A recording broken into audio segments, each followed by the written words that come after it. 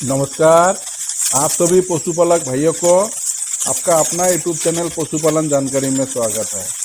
पशुपालक भाई, हम सब पशु इसलिए पालते हैं क्योंकि पशु से हमें जो है ज़्यादा से ज़्यादा दूध मिले और जो बच्चा मिलता है, चाहे बछड़ा या बछिया, उसको हम इसीलिए पालते हैं कि वो बड़ा होके बछिया जो है गाभिन हो जाए और वो भी जो है अच्छा दूध दे।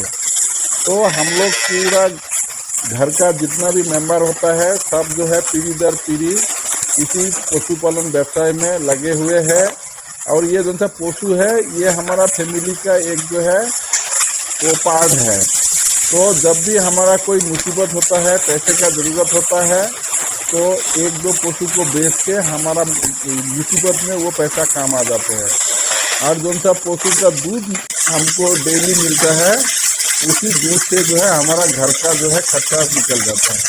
इसीलिए हम लोग पशु पालते हैं। लेकिन जिस हिसाब से पशु का दाना चारा का रेट बढ़ रहा है, उस हिसाब से हमारा दूध का रेट नहीं बढ़ रहा है। तो ज़्यादातर पशुपालक भाई का यही शिकायत है कि जो है जिस हिसाब से दूध का रेट बढ़ना चाहिए वो दूध का रेट नहीं बढ़ रहा है, लेकिन खर्चा बहुत ज़्यादा हो रहा है। इसीलिए जो है ये पशुपालन व्यवसाय जो है नुकसानदायक हो रहा है। तो हम पशुपालक भाई को यही सलाह देंगे कि विदेश में या तो बड़े बड़े डेयरी फार्म पे वो लोग जो पशु पालते हैं उसमें जो है बहुत ज़्यादा दूध होता है, और हम लोग जो घर पे पशु पालते हैं उसमें बहुत कम दूध मिलता है। क्योंकि हम लोग जो पशुपालन बिजनेस चला रहे हैं ये जो है बहुत पुराना पीढ़ी दर पीढ़ी वाला जो सा हमारा पशुपालन का धंधा है वही हम चला रहे हैं। लेकिन साइंस बहुत आगे बढ़ गया है। हम जो है पशु का जो सा हाउसिंग है, जो उसका घर है, शेड है, उसके लिए हम जो है 60% खर्चा करते हैं। उसका खाने पीने में हम लोग जो है 49% खर्चा करते हैं। लेकिन जेनेटिक्स पे हम लोग जो है खाली 1% खर्चा करते हैं। इसीलिए हमारा पशु जो है 4 से 6 लीटर वाला पशु हम लोग पालते हैं। लेकिन विदेश में या तो कमर्शियल डेयरी फार्म में जो भी पशु वो लोग रखते हैं, तो वो जो है जेनेटिक्स में वो लोग 60% जो है खर्चा करते हैं, और हाउसिंग में वो लोग 20% और फीड एंड फॉडर में 20%। तो जेनेटिक्स में 60% खर्चा करने का मतलब है कि उनके पास जो पशु है वो 40 लीटर से ऊपर दूध वाला पशु है। मैं आपको सिंपल से एक एग्जांपल में आपको जो है समझा देता हूँ। आपके पास जो पशु है उसका जेनेटिक्स में, उसका डीएनए में अगर 5 लीटर वाला दूध है, तो वो पशु को आप जितना अच्छा शेड में रखिए, जितना केयर कीजिए, जितना अच्छा अच्छा दाना खिलाइए, लेकिन उसका दूध जो है 5 लीटर ही मिलेगा, 6 लीटर आपका नहीं मिलेगा। लेकिन आप अगर उसका केयर एंड मैनेजमेंट अगर कम करेंगे, उसका देखभाल में अगर आप अगर लापरवाही करेंगे, उसका जो सा खाने पीने में अगर आप अगर कंजूसी करेंगे, तो वो 5 लीटर वाला दूध जो है आपको 3 लीटर हो जाएगा। तो ये जेनेटिक्स के बारे में आपको समझना पड़ेगा। तो पशुपालक भाई को हम यही सलाह देंगे कि जब भी आप किसी भी नस्ल का जो है बुल सिलेक्ट करेंगे अपने पशु के लिए, तो आप जो है उस बुल के बारे में आपको ज्यादा से ज्यादा जानकारी आपको जो है लेना पड़ेगा। आपको पता है उस जमाने में जब आपका सीमेंट स्टेशन नहीं होता था, तो अब एक गांव में 2 या 3 साढ़ होता था, और उसी साढ़ से जो है पूरा गांव का जितना भी गाय या तो भैंस है, तो उसी का ही जो है नेचुरल सर्विस होता था। तो उसमें जेनेटिक्स का अपचय होता था। एक ही सार का एक मतलब सीमेंट से एक बार का इजाकुलेट से जो है एक ही गाय का आपका जो है नेचुरल सर्विस होता था। लेकिन उसी एक इजाकुलेट से आजकल जो है कम से कम 600 से 1000 स्ट्रो बन सकता है, और उससे जो है 600 से 1000 गाय का जो है आर्टिफिशियल इंसेमिनेशन किया जाता है। बुल है, उस बुल का जो है उसका फादर मदर का उसका पेडिग्री के बारे में कोई भी जो है रिकॉर्ड नहीं होता था। और गांव में अगर एक गाय को अगर सेक्सुअली ट्रांसमिटेड डिजीज है और वो अगर सार अगर उसको क्रॉस करा रहा है, और उसी सार अगर दूसरा गाय को भी अगर क्रॉस कर रहा है, तो ये जो है बीमारी जो है सब गाय को जो है फैल जाता है। तो ये सब कारण से जो है ये सीमेंस्टेशन का कॉन्सेप्ट आया है। तो आप जब भी कोई बुल आप चुनेंगे तो सबसे पहले आपको उसी सीमेंस्टेशन चुनना है जिस सीमेंस्टेशन का ए ग्रेड मिला है। आपको पता है गवर्नमेंट ऑफ इंडिया ने एक सीएमयू कमेटी बनाया है जिसको हम सेंट्रल मॉनिटरिंग यूनिट बोलते हैं। यह हर 2 साल में जितना भी रजिस्टर्ड सीमेंस्टेशन है उसका जो है ऑडिट करता है। ये सीएमयू कमेटी जो है सब सीमेंस्टेशन को एमएसपी गाइडलाइन दिया हुआ है जिसको हम मिनिमम स्टैंडर्ड प्रैक्टिस बोलते हैं, वो फॉलो करना होता है। और हर 2 साल में ये सीएमयू का कमेटी आके उस सीमेंस्टेशन का ग्रेडिंग करता है और उसको जो ए ग्रेड या तो बी ग्रेड देता है। तो ए ग्रेड वाला जितना भी सीमेंस्टेशन होगा वो जो है बहुत अच्छा सीमेंस्टेशन है। आप कोशिश करना है ए ग्रेड वाला सीमेंस्टेशन से ही आपको जो है सीमेंट लेना है। आप किसी भी सीमेंस्टेशन में बुल का सिलेक्शन कैसे होता है ये भी आपको जानना बहुत ज़रूरी है। जब भी आप बुल सिलेक्ट करेंगे वो बुल अगर आपका जेनोमिक बुल है या तो उसका जेनेटिक ब्रीडिंग वैल्यू वाला बुल है या तो पोजेनी टेस्टेड बुल है तो उस बुल का आपको सीमेंट लेना है। डैम सील्ड वाला बुल जो है उसको आप जो है अवॉइड करना है। तो ये गवर्नमेंट ऑफ इंडिया ने ये गाइडलाइन दिया है इंडिया में जो सा आपका गिर नस्ल है और एचएफ क्रॉस, जर्सी क्रॉस और भैंस में मेहसाना और मुर्रा नस्ल का जो है जेनेटिक ब्रीडिंग वैल्यू जो है टेस्ट हो रहा है। तो जो भी बुल जेनेटिक ब्रीडिंग वैल्यू उसका पॉजिटिव में आएगा तो उसी बुल को जो है सीमेंस्टेशन में रखा जाता है। और बाकी जितना भी नस्ल है जिसका जेनेटिक ब्रीडिंग वैल्यू आज तक जो है इंडिया में मतलब उसका टेस्ट नहीं हो रहा है तो वो उस नस्ल का जितना भी बुल है वो डैम सील्ड के ऊपर जो है बुल सिलेक्ट करके सीमेंस्टेशन पे रखा जाता है। लेकिन यूएस में ये एचएफ प्योर और जर्सी प्योर का भी जो है जेनोमिक टेस्टिंग हो रहा है। तो बहुत सारे सीमेंस्टेशन है इंडिया का जो एचएफ और जर्सी का जेनोमिक टेस्टिंग करा के उस बुल को जो है उनका सीमेंस्टेशन पे रख रहा है। तो ये सब जितना भी सीमेंस्टेशन है तो ये लोग पहला प्रिफरेंस देता है जेनोमिक बुल का। जैसे एचएफ जर्सी में आपका जो है जेनोमिक बुल मिलता है और एचएफ क्रॉस, जर्सी क्रॉस इसमें आपका जो है जेनेटिक ब्रीडिंग वैल्यू के ऊपर जो है बुल सिलेक्ट किया जाता है। गिर, ये मुर्रा, मेहसाना में आपका जेनेटिक वैल्यू के ऊपर जो है बुल सिलेक्ट किया जाता है। और बाकी जितना भी नस्ल है देसी नस्ल है वो सब जो है डैम सील्ड पे जो है आपका बुल जो है सिलेक्ट किया जाता है। तो पशुपालक भाई को हम यही सलाह देंगे कि आप जब भी बुल का सीमेन आप चयन करेंगे तो ये जेनोमिक बुल को आप फर्स्ट प्रेफरेंस दीजिए, सेकंड में आप पीटी बुल को सेकंड प्रेफरेंस दीजिए और थर्ड में आप जो है ये जेनेटिक ब्रीडिंग वैल्यू जिसका पॉजिटिव में है तो उसी बुल का जो है सीमेन आप यूज कीजिए। और बाकी जितना भी नस्ल है जहाँ पे ये सब टेस्टिंग नहीं है वो डैम सील्ड के ऊपर जो है आपका बुल सिलेक्ट किया जाता है तो उस बुल को जो है आप सिलेक्ट करना पड़ेगा। जेनोमिक बुल है, जेनोमिक बुल अपना जितना भी कैरेक्टर्स है वो जो है 70 से 80% तक अपना जितना भी बच्चा होगा उसमें ट्रांसफर करता है। पीटी बुल का भी 70 to 80% जेनेटिक जो है ट्रांसफर होता है। तो आपका जेनेटिक ब्रीडिंग वैल्यू के ऊपर जो है बुल सिलेक्ट किया जाता है उसमें भी जो है 80% के नीचे उसका कैरेक्टर जो है अपना बच्चों में जाता है। लेकिन जो सा डैम सील्ड के ऊपर बुल सिलेक्ट किया जाता है उसका खाली 20 से 25% ही जेनेटिक जो है अपना बच्चे पे जाता है। तो डैम सील्ड के ऊपर आप जो है उतना ध्यान नहीं देना है। तो जितना भी सीमेंस्टेशन है वो जब भी अपना बुल सिलेक्ट करते हैं गवर्नमेंट ऑफ इंडिया का जो सा आपका एमएसपी है वो फॉलो करना पड़ता है। उस एमएसपी के हिसाब से जब भी कोई बुल परचेस किया जाता है तो सबसे पहले उस बुल का 12 डिजिट वाला जो टैग नंबर है तो वो पहले एनएप में अपलोड है या नहीं है तो वो पहले चेक किया जाता है। उसके बाद उस बुल का पेडिग्री डिटेल्स देखा जाता है। और एनाप से ही उसका मिल्क रिकॉर्डिंग डाटा जो है चेक किया जाता है, क्योंकि उसका माँ 11 महीने में या तो फिर पूरा वो वाला मिल्किंग में कितना लीटर दूध दिया है उसका रिकॉर्डिंग जो है एनाप डाटाबेस में होना चाहिए।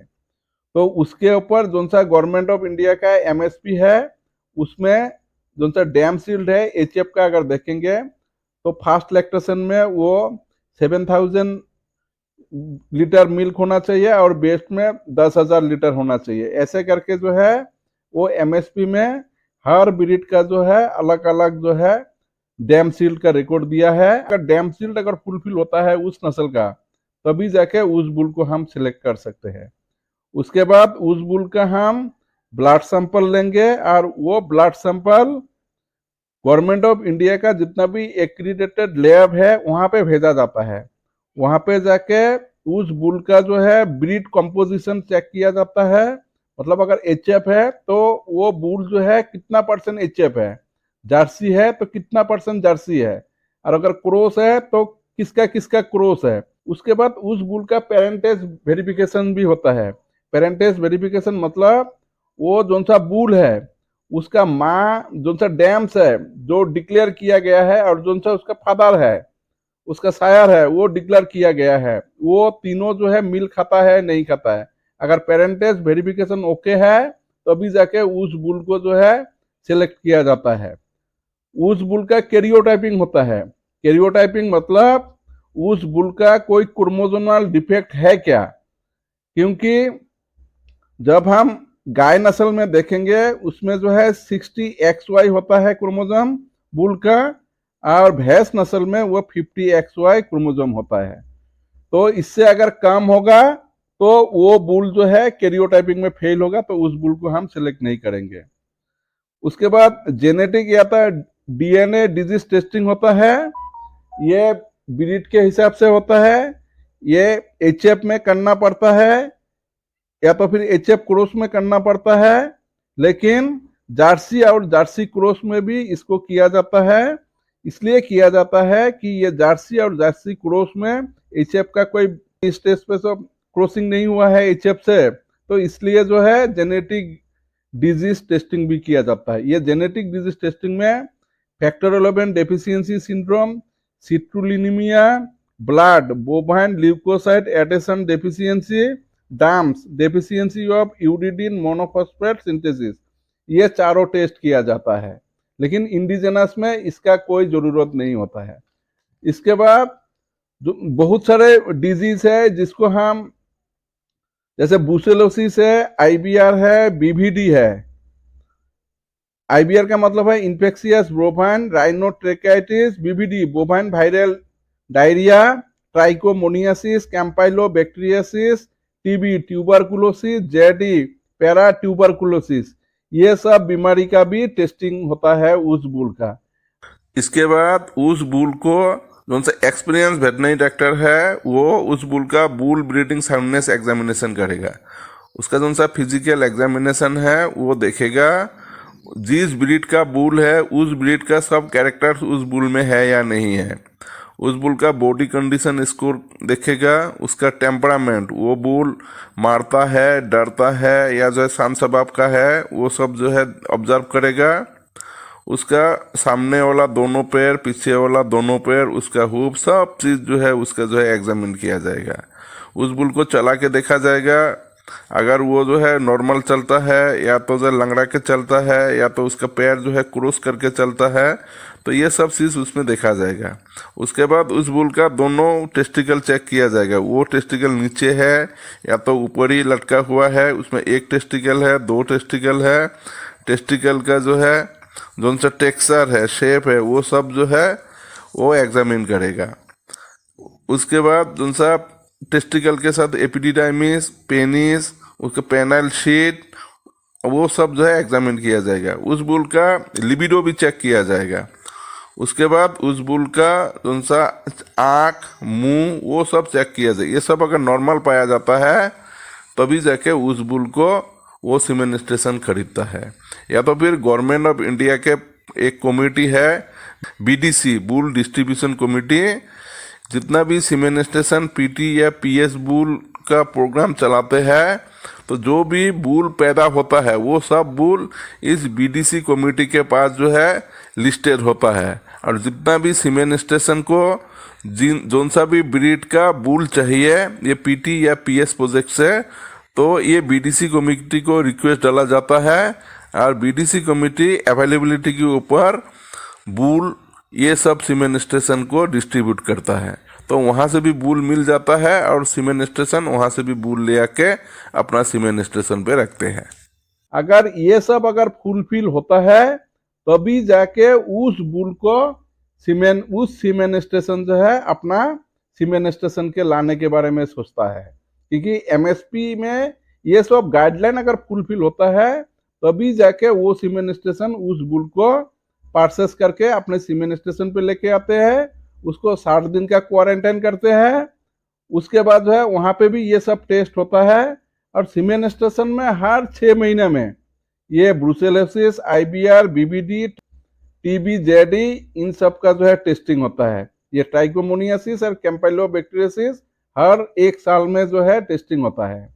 तो पशुपालक भाई को ये हमें ये सब बताने का जरूरत इसलिए पड़ा है क्योंकि आप अगर ये सब चीज के बारे में अगर जानेंगे तभी जाके आप जो है ये जो सा आपका डेयरी व्यवसाय है इसमें आप कामयाब होंगे। क्योंकि आजकल ये देखा गया है बहुत सारे शहर में बहुत बूल का जो है ऐसे ही सीमेंट मिलता है जो सीमेंट स्टेशन जो है रिपूटेड नहीं है और वो जो है डैम सील के ऊपर उसका जो है स्ट्रो बिक रहा है और धड़ल्ले से जो है वो सीमेंट यूज हो रहा है, लेकिन वो जो गारंटी कर रहा है वो गारंटी फील्ड में जाके उतना दूध नहीं मिल रहा है।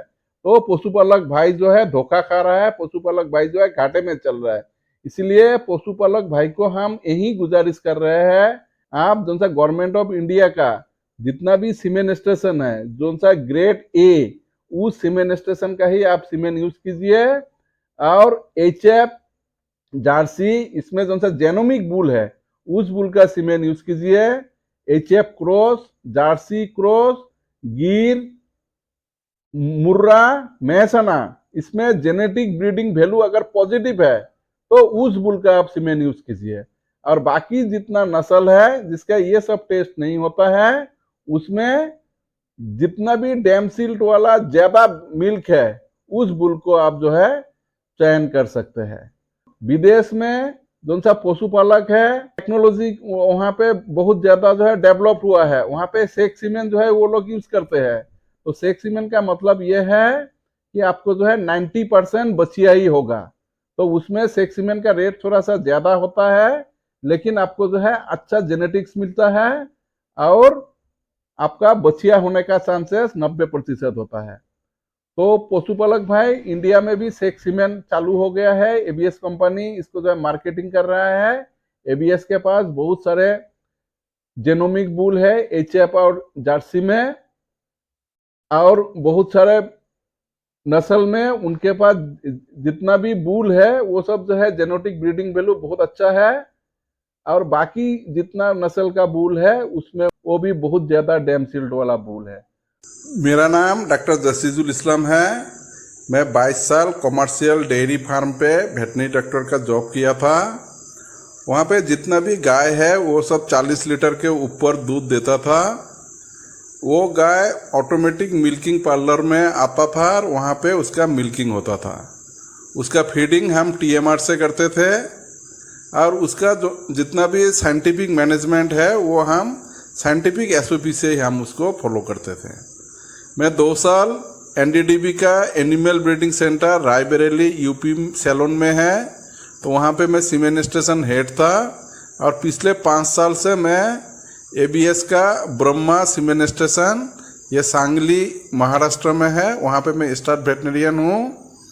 इस सीमेंट स्टेशन में सेक सीमेंट और कन्वेंशनल सीमेंट दोनों बनता है और एबीएस का जितना भी बूल है वो सब मेरे देख रेख में ही है। तो ये 29 साल का मेरे पास एक अच्छा सा एक्सपीरियंस है एनिमल ब्रीडिंग, एनिमल जेनेटिक्स और डेयरी फार्मिंग के ऊपर। मैं पशुपालक भाई को ये सलाह दे सकता हूँ कि आपके पास अगर कम दूध वाला गाय है उसको आप हटा दीजिए और ज़्यादा दूध वाला गाय रखिए। आप कम से कम पशु रखिए, लेकिन ज़्यादा दूध वाला पशु रखिए, तो उसमें आपका मेहनत कम होगा, खर्चा कम होगा और दूध आपको ज़्यादा मिलेगा। और उसी गाय को उसी नस्ल का आप प्योर ब्रीडिंग कीजिए, उसी नस्ल का जेनोमिक बुल का सीमेन यूज़ करना है, और वो भी सीमेनेस्टेशन जो है ग्रेड ए वाला होना चाहिए। और अगर जेनोमिक बुल का सीमेन नहीं मिलता है तो आप पीटी बुल का सीमेन यूज़ कीजिए, और पीटी बुल का अगर सीमेन नहीं मिलता है तो आप जेनेटिक ब्रीडिंग वैल्यू जिसका पॉजिटिव में है उस बुल का सीमेन आप यूज़ कीजिए। और वो भी अगर नहीं मिलता है तो डैम सील के आधारित पे अगर ज़्यादा से ज़्यादा डैम सील्ड वाला बुल का ही सीमेन आप यूज़ कीजिए। तो पशुपालक भाई अगर ये सब बात अगर ध्यान रखेगा तो पशुपालक भाई जो डेयरी फार्मिंग का बिजनेस कर रहा है उसमें उनको मुनाफा होगा। धन्यवाद।